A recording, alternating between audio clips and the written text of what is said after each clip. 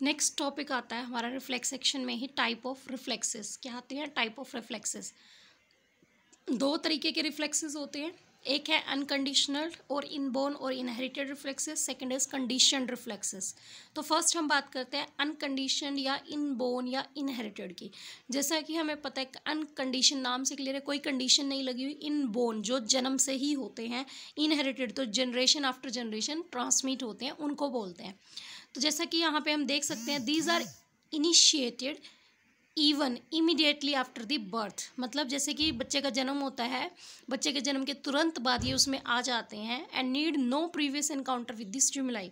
और ऐसे जो रिस्पॉन्सेज हैं, ऐसे जो रिफ्लेक्सेस हैं, इनको किसी प्रीवियस मतलब कोई ज़रूरत नहीं है कि कोई स्टिमुलस जो आके है वो काम करे और उसके बाद वो रिस्पॉन्स जनरेट होगा, ऐसा कुछ नहीं होता, बाय बर्थ होता है। For example a 2 month old baby crying for milk, दो महीने का बच्चा है, वो भूख लगती है उसको तो वो रोता है दूध के लिए, ठीक है। तो ये क्या है, इनबोर्न है उसके अंदर ये टेंडेंसी। और these are shown by all the individuals of a species without training. एक स्पीसीज के जितने भी इंडिविजुअल हैं वो सब इस रिस्पॉन्स को शो करते हैं विदाउट ट्रेनिंग। किसी ट्रेनिंग की उनको जरूरत नहीं पड़ती। अब बच्चे को सिखाते थोड़ी ना है कि जब उसको भूख लगे तो उसको रोना है, नहीं सिखाते ना। तो ये क्या है, अनकंडीशन, इनबोर्न और इनहेरिटेड रिफ्लेक्स है। फॉर एग्जाम्पल इसमें आता है सिंपल, कंपाउंड और चेन रिफ्लेक्स। सिंपल रिफ्लेक्स तो यही होता है, ठीक है, कि एक बार स्टिमुलस दिया, रिस्पॉन्स जनरेट हो गया, दैट इज सिंपल। कंपाउंड में क्या होता है, सेट ऑफ रिफ्लेक्स आ जाते हैं इसके अंदर जो एक साथ जनरेट होंगे, ठीक है। सेट ऑफ रिफ्लेक्स जो एक साथ जनरेट होंगे, मतलब एक साथ बहुत सारे मसल्स की मूवमेंट होना, बहुत सारे बॉडी ऑर्गन की एक साथ मूवमेंट होना, ठीक है, उसको कंपाउंड बोल देंगे। थर्ड आता है चेन रिफ्लेक्स। चेन रिफ्लेक्स क्या होता है, इसमें एक सीरीज ऑफ रिस्पॉन्स आते हैं, एक सीरीज में रिस्पॉन्स होंगे और हर रिस्पॉन्स, मान लो पहला स्टिमुलस मिला, रिस्पॉन्स जनरेट हुआ, तो वो जो रिस्पॉन्स जनरेट होगा वो फर्दर स्टिमुलस की तरह काम करेगा और एक और नेक्स्ट रिस्पॉन्स जनरेट करेगा। अब जो नेक्स्ट रिस्पॉन्स जनरेट होगा वो फिर स्टिमुलस की तरह काम करेगा और फिर नेक्स्ट रिस्पॉन्स को जनरेट करेगा। तो इसको बोलेंगे चेन रिफ्लेक्स, एक चेन बन जाती है। स्टिमुलस जो होता है अनकंडीशन रिफ्लेक्स के लिए उसको बोल देते हैं अनकंडीशन स्टिमुलस, ठीक है। तो this is all about unconditioned, inborn और इनहेरिटेड स्टिमुलस। नेक्स्ट हम आ जाते हैं कंडीशनड रिफ्लेक्सेस पे। ये क्या है, ये वो रिस्पॉन्सेज होते हैं जो इनिशिएट तभी होंगे जब एक स्टिमुलस मिलेगा, ठीक है। और वो स्टिमुलस कौन सा होना चाहिए, वो स्टिमुलस वो होगा जो नॉर्मली उस रिस्पॉन्स को इनिशिएट कर रहा है, उससे कोई अलग स्टिमुलस होना चाहिए वो, ठीक है। These are those responses which can be initiated to a stimulus other than the one which normally initiate that response. मतलब नॉर्मली जो स्टिमुलस उस रिस्पॉन्स को इनिशिएट कर रहा है वो वाला नहीं होना चाहिए, उसके अलावा कोई और जो स्टिमुलस है वो रिस्पॉन्स को जनरेट करे, उसको कंडीशन रिफ्लेक्स बोलेंगे। अब ये क्या है, कैसे है, ये हमें एग्जाम्पल से समझ आएगा। कंडीशन रिफ्लेक्स को जो सबसे पहले डेमोस्ट्रेट किया था वो किया था रशियन फिजियोलॉजिस्ट IP पेवलोव ने 1929 में। अब क्या किया था इस जो साइंटिस्ट ने, इसने बेल एक्सपेरिमेंट कंडक्ट करा था डॉग्स के ऊपर। अब बेल एक्सपेरिमेंट है क्या था उसके बारे में हम जान लेते हैं।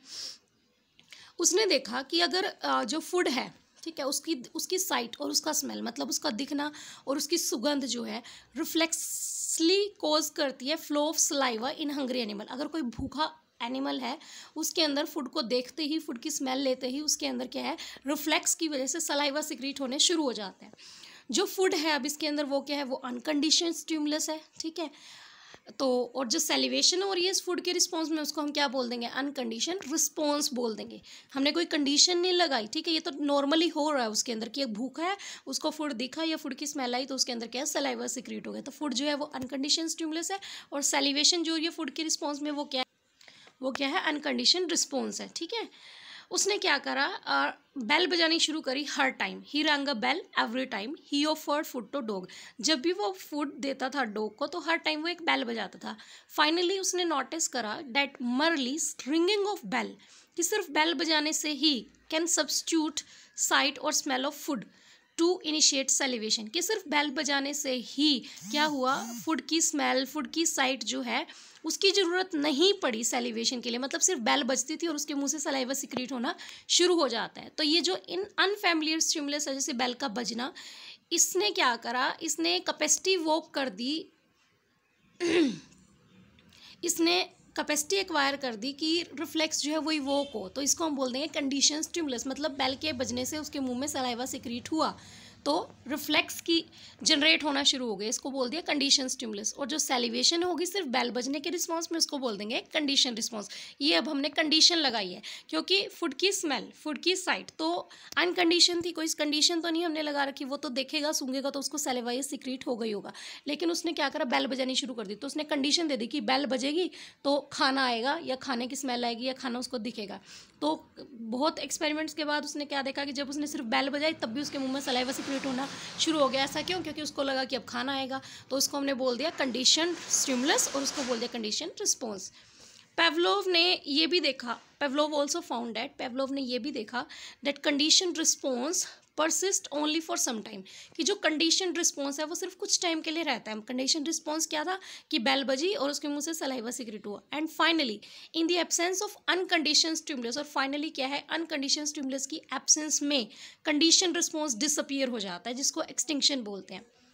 मतलब अनकंडीशन स्टिमुलस क्या था, अब हमारा फूड था, कि अगर फूड नहीं होगा ना, अगर हम सिर्फ बेली बजाते रहे तो ऐसा नहीं होगा कि बहुत लंबे टाइम तक वो सलेवा सीक्रेट करता रहेगा। उसको पता चल जाएगा कि अब मेरे को ये फूड नहीं दे रहा, सिर्फ बेल बेल बजा रहा है।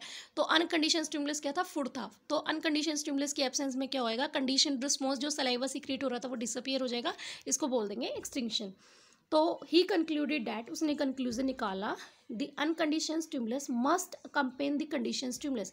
मतलब क्या है, अनकंडीशन स्टिमुलस क्या था हमारा, बेल थी, must accompany the conditioned stimulus, sorry unconditioned stimulus हमारा क्या था, फूड था, must accompany the conditioned stimulus मतलब बेल अगर बज रही है तो फूड भी साथ में होना चाहिए रेगुलर इंटरवल पे, to strengthen and maintain the condition response, ताकि जो कंडीशन रिस्पॉन्स है वो बना रहे, चलता रहे कंटिन्यूसली। इसको बोलते हैं रीइंफोर्समेंट। मतलब बेल बजाई, खाना दिया तो सेलिवेशन हो रही है, बीच में हमने क्या करा, सिर्फ बेल बजाई खाना नहीं दिया तो सेलिवेशन होगी, फिर हमने बेल बजाई खाना दे दिया तो सेलिवेशन होगी। तो इसको रीइंफोर्समेंट बोल देंगे कि उसको बीच मतलब उसको ये नहीं होगा कि मुझे खाना मिलेगा ही नहीं बेल बजने से, तो वह सलाइवा सीक्रेट करेगा। ठीक है, इसको हमने रीइंफोर्समेंट बोला। तो कंडीशन रिफ्लेक्स जो है हमेशा एक्वायर्ड होता है और नॉन इनहेरिटेबल प्रॉपर्टी है। मतलब वो एक्वायर्ड, जैसा कि पता ही है कि हम बर्थ के बाद सीखते हैं जो चीज़ें, उनको एक्वायर्ड बोलते हैं। और नॉन इनहेरिटेबल प्रॉपर्टी मतलब जनरेशन आफ्टर जनरेशन वो क्या होगा, ट्रांसमिट नहीं होगा। ओके,